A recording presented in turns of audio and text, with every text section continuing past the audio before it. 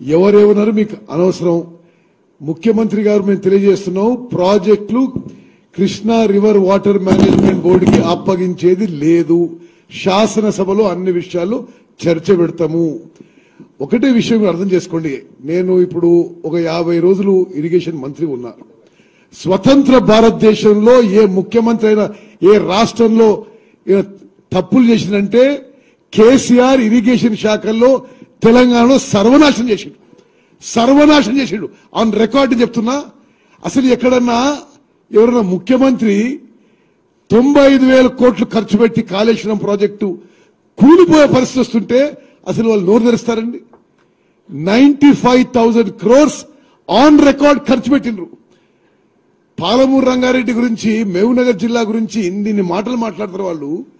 27,560 కోట్ల రూపాయలు ఖర్చు పెట్టి ఒక్క ఎకరానికి కూడా నీళ్లు ఇవ్వలేదు. సీతారాం సాగర్ ప్రాజెక్టు ఒకనాడది 1,500 కోట్లతో పూర్తయ్యే ప్రాజెక్టు అంచనాలు పెంచి 22,000 కోట్ల పెంచి 7,500 కోట్లు ఖర్చు పెట్టి ఒక్క ఎకరాకి కూడా ఆయకట్టు కొత్తగా నీళ్లు ఇవ్వలేదు.